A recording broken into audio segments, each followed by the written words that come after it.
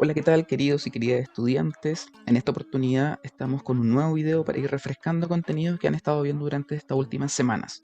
Haremos un repaso sobre la unidad de estadística, sus fórmulas y también las maneras que hay para representar esta información. Vamos. Comencemos. Titulares así con cifras y porcentajes siempre hemos visto e incluso nosotros mismos hemos tenido que realizarlo para algún trabajo o presentación. La estadística es la rama de las matemáticas que se dedica a estudiar precisamente esto, a buscar datos, inferencias y probabilidades de un acontecimiento. Aquí hay conceptos muy claros que hay que tener en cuenta antes de entrar de lleno en los cálculos y en las fórmulas. Primero, hay que saber que al estudiar estadísticamente algo, necesito sí o sí de una población o un universo, que van a poder ser personas, animales, objetos, etc. Pero muchas veces va a ser imposible poder trabajar con todos estos elementos y por eso es que se recurre a una muestra, que va a ser un subconjunto con estas mismas características iniciales. Y ahora bien, nuestro estudio va a poder ser cualitativo, que es cuando se estudia una cualidad y por tanto no puede ser medida con números o no tiene un sentido de orden, por ejemplo el color de los ojos, o también cuantitativo, donde se investigan cosas que sí pueden ser medidas con números y por tanto se pueden hacer operaciones aritméticas al respecto. Y es aquí en donde nosotros nos vamos a enfocar, en las investigaciones cuantitativas. Y dentro de estas investigaciones cuantitativas vamos a encontrar de dos tipos.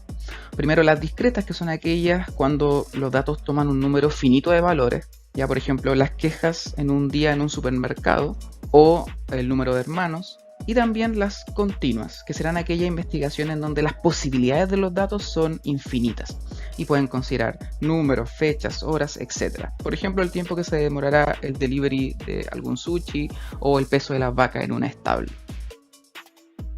Tomemos un ejemplo rápido para entender mejor todos estos conceptos. Para estudiar la altura de los estudiantes del cuarto medio del San Fernando College, se escogen 25 alumnos al azar. Bueno, aquí ya podemos distinguir una variable y la población. Para no investigar a todos los estudiantes de cuarto medio del San Fernando College es que se elige una muestra y se definen los individuos ya de manera particular. Y de esto después es que nosotros vamos a desprender los datos que va a ser la información de cada uno de estos individuos. Y si nos agarramos de este mismo ejemplo, de la altura de los estudiantes del San Fernando College, ¿qué podremos hacer con estos datos? Y aquí es donde entran las medidas de tendencia central o las medidas de dispersión. En palabras simples, las medidas de tendencia central son aquellas medidas estadísticas que nos sirven para resumir, esto es importante, en un solo valor un conjunto de datos. Y nosotros conocemos y vamos a estudiar tres medidas, que son la media aritmética, la mediana y la moda. La media aritmética no es otra cosa que el promedio de datos, ya es lo que ustedes hacen comúnmente al sacar un promedio de notas en una asignatura. La mediana será el valor que vamos a obtener al ordenar todos los datos. Y la moda, que como todas las modas, va a ser el valor que más se repite en los datos que me ha dado esta investigación. Entonces, si volvemos a la definición, en los tres casos que vimos, se está resumiendo la investigación en un solo valor. Puede ser un valor de media aritmética, de mediana o de moda. Ahora bien, las fórmulas que nosotros vamos a aplicar para sacar la media aritmética, la mediana y la moda serán distintas cuando los datos de nuestra investigación, por un lado, sean datos no agrupados o cuando hayan datos agrupados en intervalos. Recuerden que la explicación de cada una de estas fórmulas y saber qué significan esos límites superiores, inferiores, la A de amplitud, etc., están detallados en la guía número 25 que hizo la profesora Gloria. Acá estamos intentando entender todo esto, darle un sentido a qué es lo que se está haciendo o por qué estamos haciendo este tipo de operaciones. Y por otro lado, como también les dije, estaban las medidas de dispersión, que son otro tipo de medidas que podemos sacar de una investigación. Ahora bien, antes queríamos llegar a un solo valor, pero sabemos que en el universo hay un montón de datos que no son fijos, ya como si lo son las notas de un curso o los dedos de una mano. Hay miles de otra información como el peso o las temperaturas que son variables en el tiempo, pero de todas formas estas variables pueden ser observables y estudiadas. Entonces la pregunta es, ¿Cómo saber cuánto varían estos datos? ¿Serán muy distintos? ¿Son muy parecidos? ¿Las cifras se mantienen? Etcétera. Y ahí es donde entran estas medidas de dispersión, que van a estudiar el grado de variabilidad de una variable, ya es decir, cuántos cambios se producen en un mismo acontecimiento.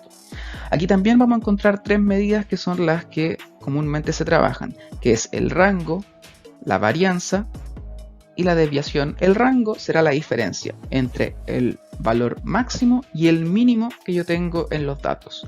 La varianza, que nos va a servir para conocer la variabilidad en el conjunto de información que yo tenga, y la desviación típica, que también estudia la dispersión, pero ahora en relación al promedio de datos, ¿ya? A la media aritmética. Y luego llegamos a los gráficos y su interpretación, que fue lo último que ustedes vieron en la guía número 26 que lanzó la profesora a la plataforma del colegio. Siempre será más fácil comprender algo que podemos ver e interpretar, pasar de los números al dibujo. Y aquí ustedes ya pueden saber algo más porque lo han estado utilizando en Word y en Excel al momento de hacer informes y trabajos.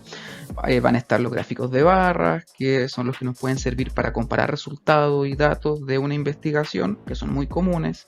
Los gráficos de área, que nos pueden ayudar a investigar, por ejemplo, un mismo elemento durante intervalos de tiempo, por ejemplo, la cantidad de goles de un jugador de fútbol a lo largo de su trayectoria.